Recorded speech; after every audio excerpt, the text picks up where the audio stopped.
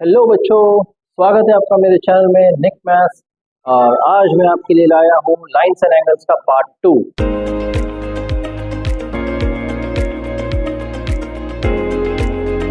यहाँ पे हम सीखेंगे बच्चों कि ऑल्टरनेट एंगल्स क्या है, लीनियर पेयर क्या है, सब सीखेंगे अपन। ठीक है, तो देखिए आपके सामने ये सम है। एक चीज याद रखिए, ऑल्टरनेट एंगल्स किसको बोलते हैं, सबसे पहले वो समझना जरूरी है आपके लिए।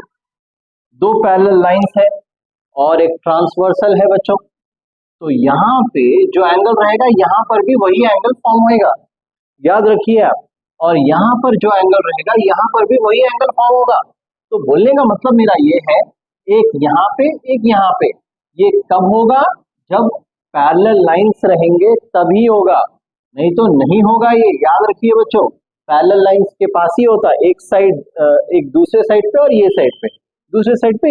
ये दो पैरेलल लाइंस के बीच में ही होगा ऑल्टरनेट एंगल्स। ठीक है, अब अपन स्टार्ट करेंगे। तो यहाँ पे देखिए ये पैरेलल लाइंस है क्या?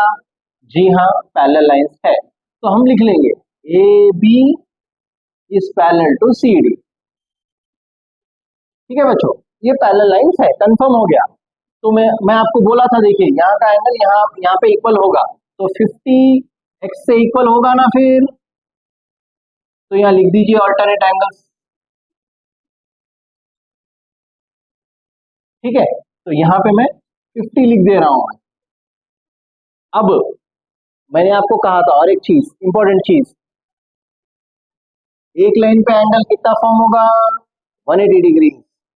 तो 180 डिग्रीज मतलब दो एंगल मिलके 180 डिग्रीज होगा।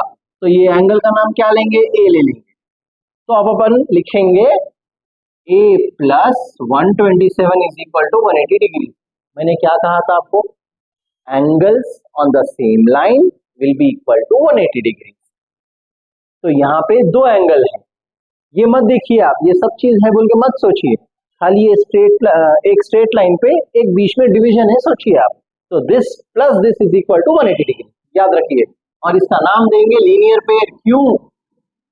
Angles on the same line is equal to 180 भी दे सकते, लीनियर पेयर भी दे सकते। लीनियर पेयर क्यों? क्योंकि ये दो ही एंगल है, इसीलिए लीनियर पेयर। तो a is equal to 180 minus 127, a is equal to कितना बच्चों? 53। कुछ डाउट है क्या? याद रखिए, आप सोच रहे होंगे हम ये क्यों निकाल रहे हैं सर, हमें तो y निकालना है ना। क्योंकि मैं ये चाह रहा हूं कि अगर ये दो एंगल हमें अगर मिल गए तो एंगल सम प्रॉपर्टी यूज कर सकते। क्या है सर एंगल सम प्रॉपर्टी? हम देखेंगे अभी। तो देखिए a कितना आ गया? 53 आ गया। ठीक है बच्चों, अब यहाँ पे एक एंगल, दो एंगल, तीन एंगल है। तीन में से दो एंगल आपको आ गए हैं, अब तीसरा एंगल निकालना है आपको। कैसा निकालेंगे? अब देखिए बहुत ही सिंपल वे में हम करेंगे इसको बच्चों। पी क्यू आर आपका ट्रायंगल है, ठीक है। तो पी क्यू आर में कौन कौन से एंगल्स है? यहाँ जो है वही रहेंगे, angle P plus angle Q plus angle R is equal to 180 degree. इसका नाम है angle sum property. Angle sum property, angle sum property मतलब कभी भी एक ट्रायंगल, कब बोलते हम एक ट्रायंगल है? जब उसका सम हर एंगल का मिलके 180 होना, उसे हम एंगल सम प्रॉपर्टी बोलते हैं। तो देखिए P कितना है नहीं मालूम, अब Y, Q कितना है 50, R कितना है 53 is equal to 180 degree. Y is equal to 180 minus 50 minus 53। मैंने कहा था आपको LHS से अगर RHS पे जा रहा है कोई भी चीज तो उसका साइन चेंज होना, तो plus becomes minus, plus become minus. Clear? तो हम इसे सब्ट्रैक्ट करेंगे, सब्ट्रैक्ट करने पे क्या आएगा? 77 आएगा।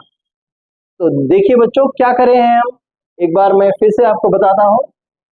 x इज इक्वल टू 50 क्योंकि दो पैरेलल लाइंस के बीच में एक ट्रांसवर्सल है। ट्रांसवर्सल मतलब एक लाइन जो काटते हुए जा रही है दो पैरेलल लाइंस को। तो अल्टरनेट एंगल्स के हिसाब से x50 आ गया।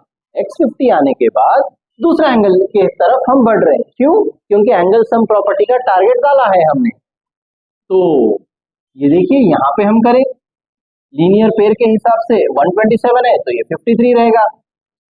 कैसा? क्योंकि दोनों का सम 180 होता है, हमने पहली वीडियो में सीखा है।